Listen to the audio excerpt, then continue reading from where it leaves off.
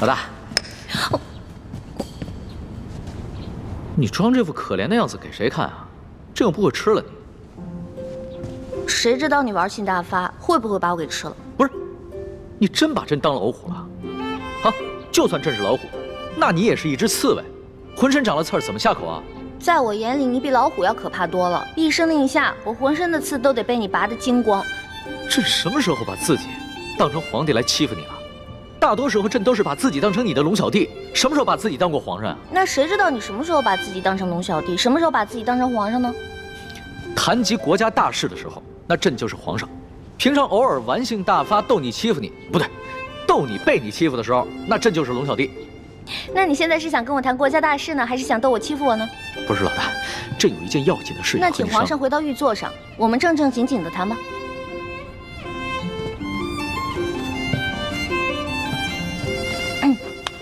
行了吧？说吧。老大，朕已经派了索额图和一批大内高手去盯着鳌拜，但是朕毕竟是天子，金口于言，答应过鳌拜让他继续掌管自己的手下情报网，所以啊，索额图他们也不好干涉鳌拜手底下的人正常工作。这件事情不能让太多人知道。朕想派你还有你哥哥去盯着鳌拜，跟踪他手底下的人，摸清他的整个情报网。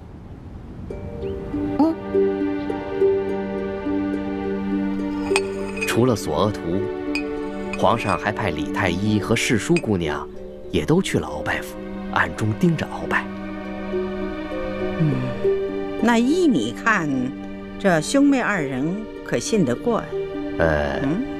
他兄妹二人都是皇上亲自挑选的，奴才不敢妄议。你大胆地说，无论你说什么，哀家都恕你无罪。谢太皇太后。奴才觉得他兄妹二人还有些本事，能为皇上办点事，对皇上呢也还算是忠心。可鳌拜却说，这兄妹二人来历不明，心怀叵测，那奴才也就分不清深浅了。现在皇上很信任他们兄妹二人，所以哀家呢也不好说什么。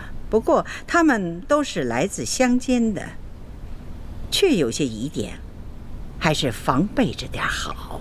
奴才斗胆请太皇太后示下，让奴才也去鳌拜府。一来呢，可以帮着皇上盯着鳌拜；二来，也可以查探查探他兄妹二人是何底细。哀家给你一道手谕，让你自由出入鳌拜府。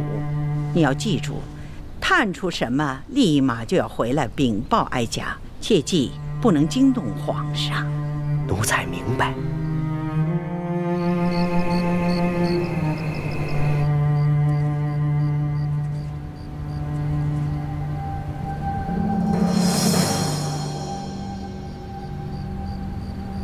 皇上没有怀疑你吧？哦，暂时没有。不过宫中现在正在彻查内奸，凡是你派进去的人，还有你的心腹，推荐进宫的宫人，都给撤掉了，基本上都换成了索额图的人。老夫眼看着就要落败，皇上现在重用索额图，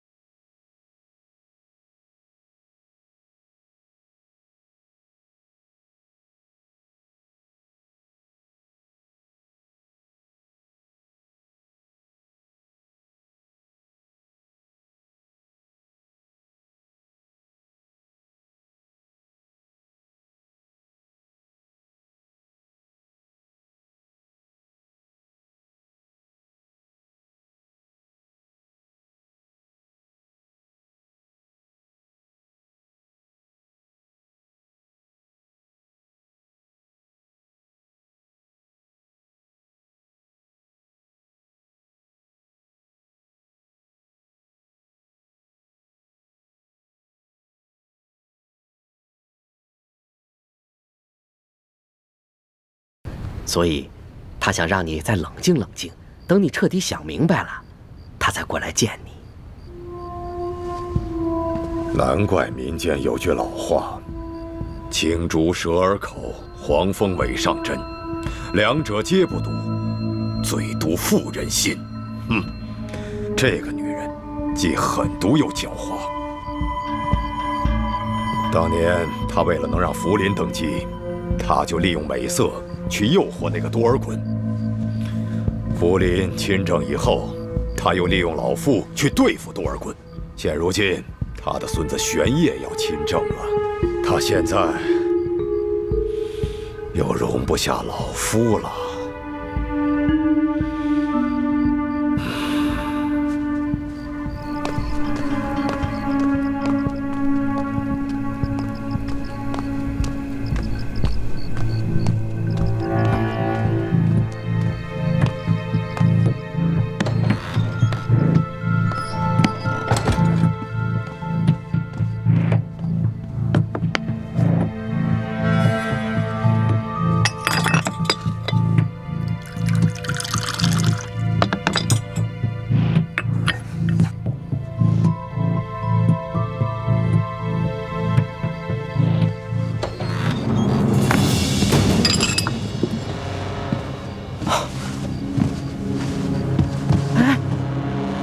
还给我！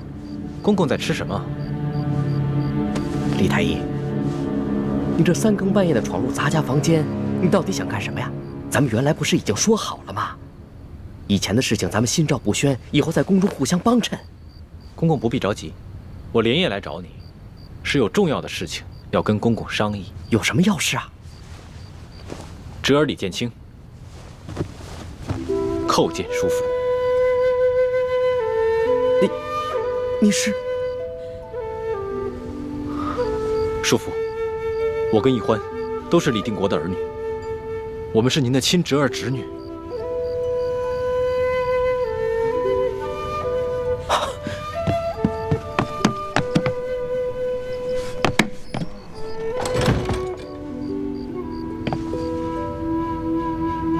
原来鳌拜说的是真的，你们两个进宫果然是图谋不轨啊！我爹让我转告给叔父，希望叔父顾念骨肉亲情，在宫里对我们兄妹。不要说了，我知道你想说什么。我告诉你，这绝无可能。你们不要再叫我叔父，我没有你们这些亲人。看来我爹说的没错，叔父心里只有荣华富贵，没有我们这些骨肉亲情。随你怎么说，你回去告诉你爹还有你妹妹，我不会出卖你们，但我也求你们不要再连累我了，好不好啊？不管将来怎么样，你们都跟我没有任何关系。我早就当你爹40年前就死了，你们也当我40年前就死了，好不好啊？好，那我们便不讲骨肉亲情。哎，你干什么？李太医，我没有病，不劳您给我把脉。我不是在把脉，而是在测你的心。接下来我会问你很多问题，如果你撒谎的话，你的脉象便会出错。你果然跟你爹一模一样，对我的算计多过亲情。叔父，只要你把铜匣交出来，我们还继续从前的约定，心照不宣，互不干涉。铜匣？什么铜匣？叔父装什么糊涂？你刚才夜探敖府，并没有把铜匣带出去，所以这铜匣还被你藏在宫里。你说的是那个藏着藏宝图还有乾明余孽名册的铜匣？那不是奕欢从鳌拜府上已经拿走了，后来又被皇上在永乐斋给找回来了吗？那个铜匣是假的，真的铜匣放在永乐斋被人调包了。你怀疑是我调的包？不是你还是谁？我知道叔父想用铜匣去换鳌拜大补丸的解药。叔父，你可以不帮我们，但是也不能去帮鳌拜那个杀人不眨眼的魔头啊！唉，叔父要的大补丸的解药，我能解，只要你交出铜匣，以后每月我会把大补丸的解药亲自给你送过来。叔父那个时候就不用再受鳌拜的挟制了。原来你能解大补丸的毒，难怪你敢背叛鳌拜。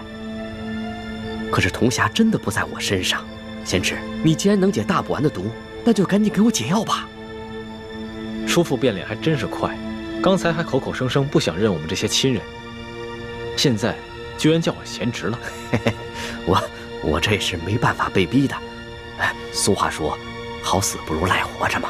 好，既然叔父想活不想死，那么只要你把铜匣交出来，我马上把大补丸的解药给你。这铜匣真的不在我身上，你想想，这么机密的事情，鳌拜怎么可能把这件事情告诉我呢？真的不是我调的包，你们要相信我呀。叔父要是不愿意交出铜匣跟我们合作，那我就不能给你解药。你口口声声叫我叔父，居然还要挟我！你讽刺我说我贪图荣华富贵，不顾骨肉亲情，而你们呢？你们就不自私，不冷血？从脉象上看，叔父的确不像是说谎，而且易欢也跟我说过，你的确从来没有进过永乐斋，而且叔父也不会功夫，也没办法半夜从永乐斋将铜匣盗走。既然叔父不知道铜匣的下落，那侄儿就先告退了。哎，等一等，解药呢？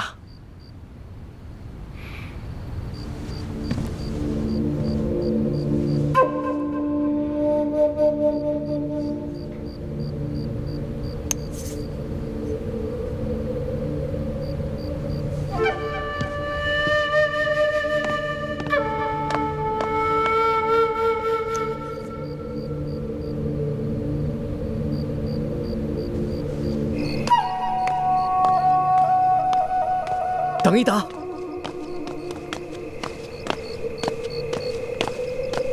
解药不是已经给你了吗？还有什么事？看在你替我保守秘密，还给我解药的份上，有件事情，我应该提醒你跟易欢。什么事？易欢之前打了皇上一巴掌，最近因为皇上林允生了病，这件事情太皇太后马上就知道了。你知道为什么吗？这不是你告的密吗？当时你不知道我们之间的关系，所以就在太皇太后面前借机讨好。我不怪你。不是我，你手里有我的把柄，我怎么还能在你的背后去使坏呢？就连皇上也认为是我，对我十分不满，我又不能解释，解释也没有用啊。那你觉得会是谁呢？我虽然没有十足的把握，但是我觉得十有八九会是索额图。索额图，他平时对我们还算不错。哎，那只是表象，在这紫禁城中，表面的好，那也许就是一把杀人不见血的刀。这索额图，他是顾明大臣索尼的儿子，以前有鳌拜压着他，所以他只能夹着尾巴做人。你们替他扳倒了鳌拜，他才在皇上面前替你们说几句好话。可是索额图这个人，为人最是深沉，况且他是当今皇后的亲叔叔，而皇上又如此宠幸易欢，他能真心对你们好吗？多谢叔父提醒。哎，你先别急着谢我。我在这紫禁城中30年沉浮不易呀，我真的不想跟你们掺和到一块儿。你回去转告你爹，咱们从此以后老死不相往来，各自珍重吧。叔父放心，你的话我一定带到。以后在宫里，我跟易欢也会尽量少打扰你。就这样吧。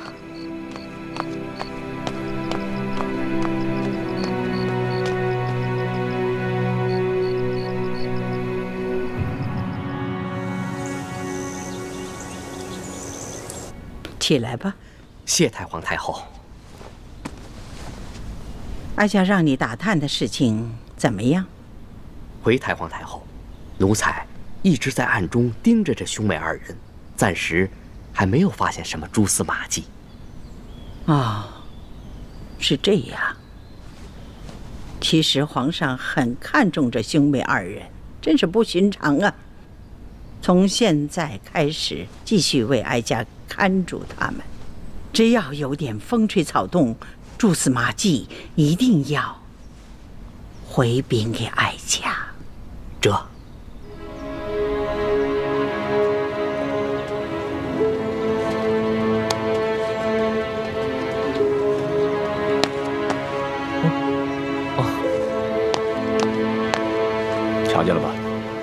这鳌拜的手下可以凭借鳌拜发的令牌，自由地进出鳌拜府，所有的事情都直接向鳌拜汇报。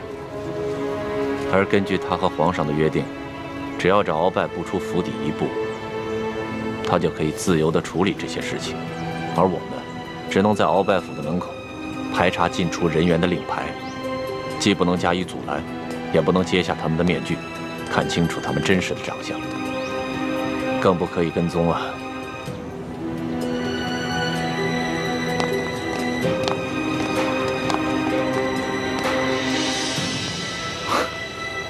皇上是天子，金口玉言，可索大人就不能将在外，君命有所不受吗？便悄悄安排人去跟踪一下，又有何妨呢？唉，说来真是惭愧啊。我也曾经悄悄派人跟踪过，可是鳌拜这些手下个个都是江湖经验丰富的老手，又懂得擅长易容易身之术。我的那些侍卫都是些八旗贵族的子弟，虽然有几个身手不凡的，可是总是江湖经验欠缺，所以每次都是跟丢了。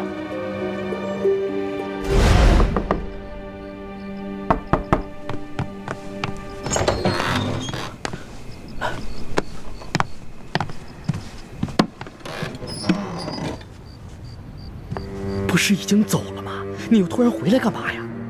哎呦，我求你了，你跟你爹就放过我吧，我这辈子不容易，让我过几天安生日子成吗？叔父，我不会强迫你投靠我们反清复明的联盟，我只是想求你协助我们尽快除掉鳌拜。鳌拜一天不死，不仅对我们联盟，对你来说，也是一个极大的威胁。可是鳌拜跟皇上已经商量好了，皇上只是囚禁他，他是不可能杀鳌拜的。我要是有本事把鳌拜除了，我至于受他的胁迫去危害皇上吗？康熙恨透了鳌拜，他之所以不能杀他，无非是因为他身上还有筹码。可是如果我们除掉这个筹码，你觉得康熙还会留着他的性命吗？那你说吧，你们想要我做什么？叔父跟了鳌拜这么多年，他在三藩王和我们联盟当中安插的密探，叔父可知晓一二。鳌拜这个人呐，心思缜密，像这么机密的事情，他是不会泄露给我的。他安排在每条线上的密探，都只跟他单线联系，而密探与密探之间也都不认识。鳌拜手上掌握了这么多密探，每条线上的密探跟他联络之时，可有什么规律？如果有紧急情况需要联络的话，他跟密探之间有一套联络方法。如果没有什么紧急的情况，就只是每个月的固定时向他例行做一次汇报。每个月的初一、11、21，他就找我向他汇报宫中的情况。每个月的初2、12、22，他就召集安插在平西王府的密探向他做汇报。每逢初3之日，他就会召京城监视文武百官的密探前来汇报。那他何时召见负责反清联盟这条线上的密探？那就每月初5、15、25这3个逢5之日。明天就是初5。索大人，我看不如这样吧。今夜，我乔装成江湖中人，想办法潜入鳌拜的书房，偷走他跟手下密探的来往密信，再悄悄跟踪这些密探，看看能否有所发现。好啊！早知道李太医除了医术高明，身手也是不凡的，不在鳌拜之下。如果李太医肯出手相助，那真的是太好了。到时候，还需要索大人多多配合，让你那些手下不要干扰我们的行动。这没问题啊，包在我索额图身上。好。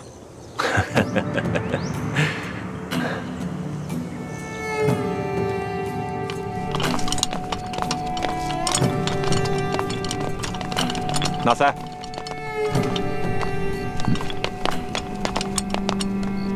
义父，今天晚上，你跟弟兄们不要在这鳌府里面巡逻了啊！这巡逻到外面去，围着鳌拜府转几圈就行了。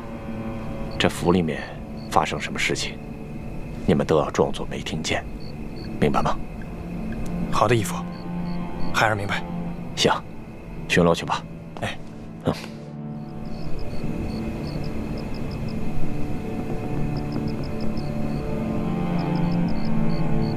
朱哥哥，你说今天来向鳌拜汇报的人，会不会是我们明珠谷的人？很有可能。反清联盟下有10几个组织，明珠谷是规模最大、威信最高的一个。更何况，通辖的秘密就是从明珠谷泄露的。如果是明珠谷的人，会不会是我们认识的人？你觉得会是谁呢？谷中的兄弟，都是我们相处了10几年的亲朋好友，我不敢乱猜。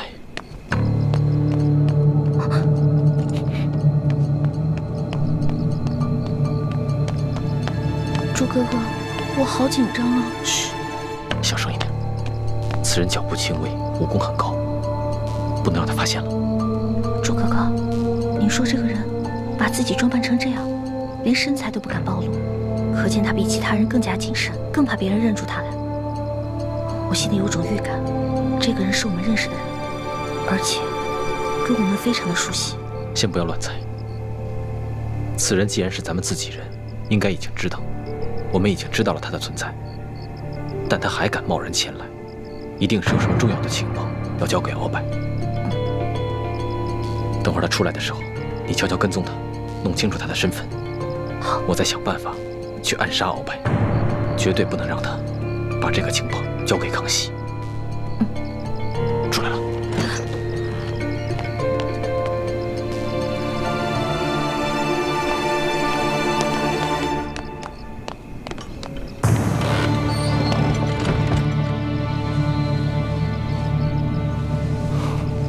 环梅，此人武功在你之上，你千万不要跟他发生正面冲突。如果被发现了，马上放弃任务逃走，保住自己的性命要紧。行，我知道了，朱哥哥。你还不知道我吗？从小我胆就小，我肯定不会跟他正面发生冲突的。倒是你，鳌拜的武功很高的，你可千万注意自己别受伤了。你放心吧，我不会让自己有事的，不会把你一个人留在这世上。行动吧，小心。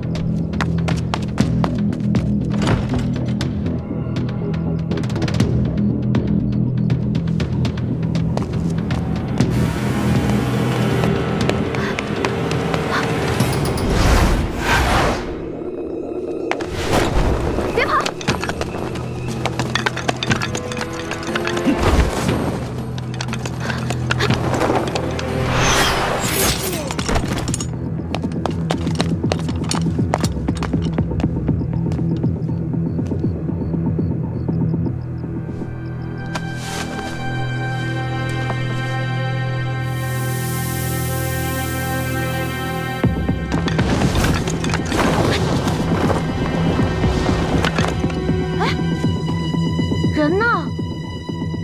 哎，糟了，我又把人给跟丢了。朱哥哥又得看笑话了。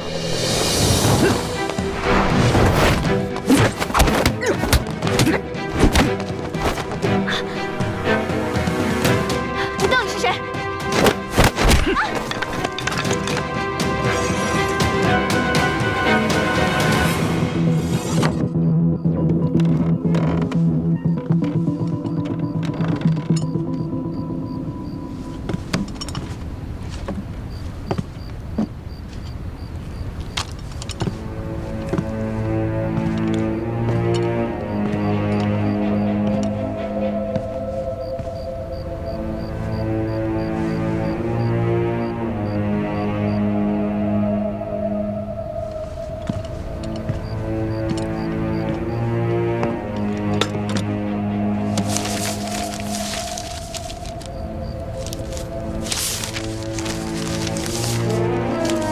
想不到鳌拜如此谨慎，他与手下往来的信件，全部都是用密语写成，其他人就算是拿到了，也看不懂。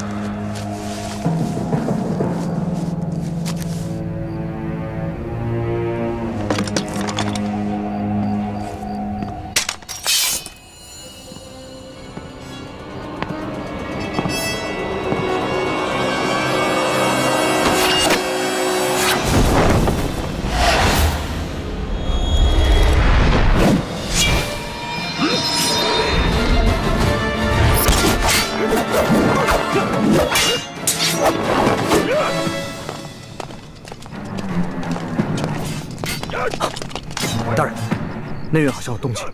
哎，没听索大人吩咐吗？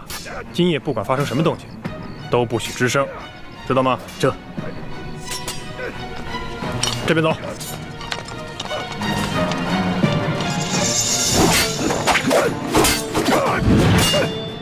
幸亏老夫早有防范，要不然真的就中了你的暗算。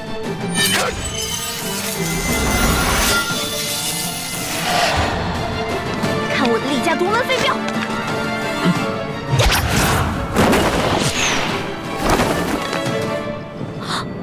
可以啊，居然全都接住了。你这发暗器的功夫太差了，哪儿学的功夫？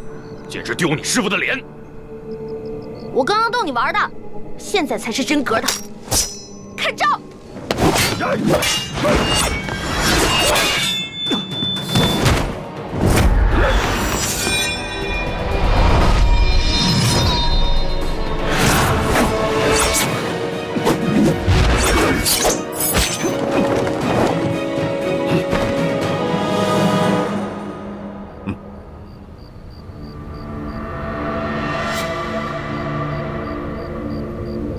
李剑清，原来是你！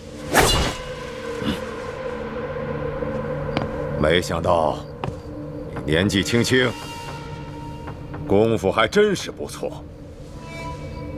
鳌拜，你号称大清第一高手，却不知我中原武林高手如云，武功在你之上者多如牛毛。今夜，康熙派我来杀你，束手就擒吧。李剑清，你就不必再费心挑拨老夫和皇上的君臣关系了。你今晚来行刺老夫，不可能是出自康熙之意。你就那么相信康熙不会出尔反尔？他有多恨你，你应该比我清楚。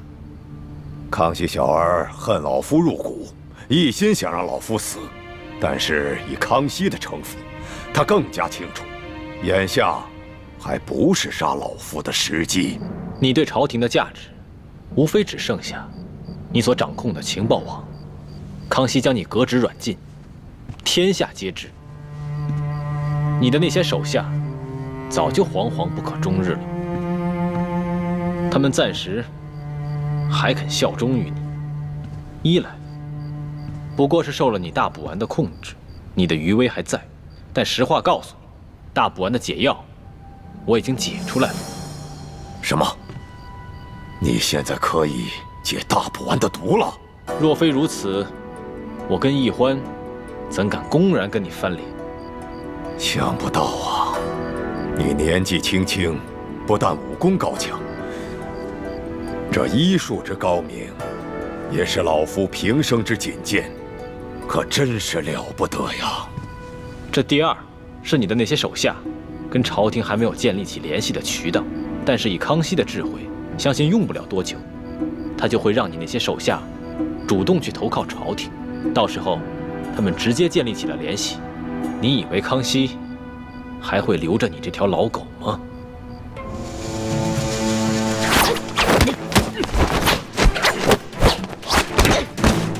抓不住我的，快回去吧！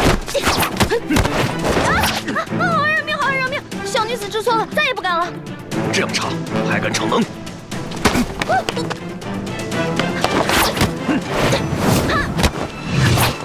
好害，你再饶我一次吧！我这次真的不敢了，我真的不敢了，真的。眼下局势混乱，处处都是陷阱杀机，你个小丫头，还是少掺和的好。快回去吧！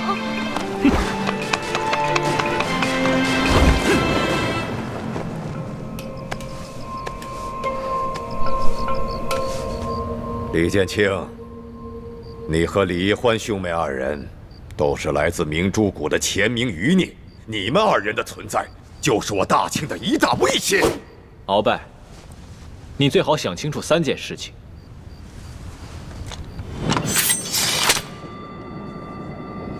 第一，眼下我们兄妹直接威胁的是康熙，不是你鳌拜。第二，康熙信任的是我们兄妹，不是你鳌拜。第三，康熙最恨、最想杀的，不是我们兄妹，还是鳌拜你。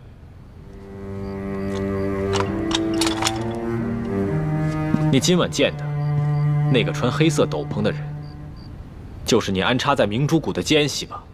是又如何？虽然你的功夫不错，但若想杀了老夫，恐怕没这么容易吧。若是老夫把这些机密上交给康熙，那你们兄妹二人的死期可就到了。你真要把这些机密告诉康熙，你说他是会相信你呢，还是以为你又在挟私报复？就算康熙相信了你，把我们兄妹都给杀了，若是没有了我们这些所谓的前明余孽，你觉得康熙还会留着你这眼中钉吗？小狗子，那咱们不妨就来做个交易吧。以后你就不要再算计老夫了。老夫在上报给康熙的时候，也绝不会揭穿你们兄妹二人，如何呀？好，我答应你。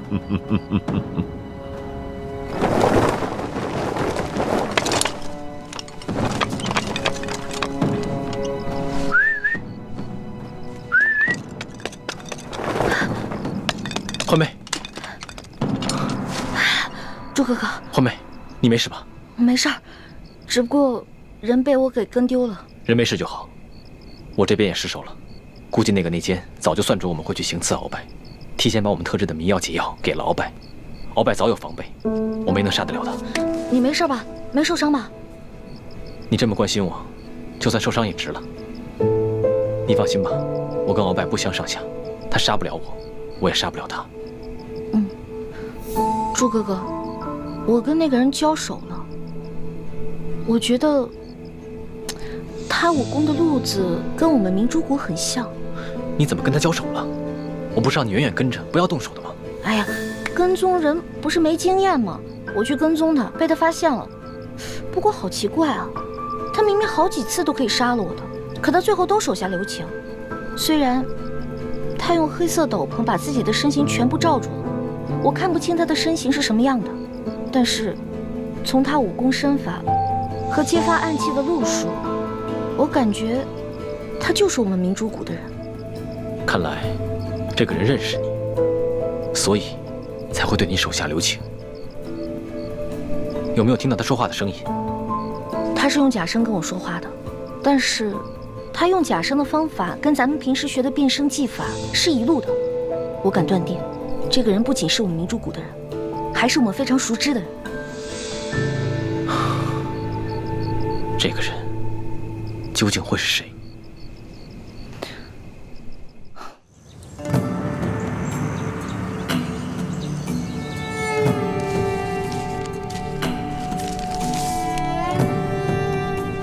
这就是鳌拜的手下传来的密信。是，这密信上的内容啊，全部都是用暗语写成，孙儿无法认得。虽然鳌拜也上了折子，解说了密信里的内容，但是孙儿也不知道他所说的话是否属实，不知道是不是从中做了什么手脚。孙儿想，皇祖母见多识广，也许能认识，所以啊，就特地拿过来给您看看。哎呀，哀家又不是神仙，哀家也得好好的琢磨琢磨。皇祖母，虽说这鳌拜多年来肆意妄为，但是啊，一直对皇祖母敬畏三分。他呀，一直嚷嚷着要见皇祖母呢。鳌拜的性子，哀家是清楚的。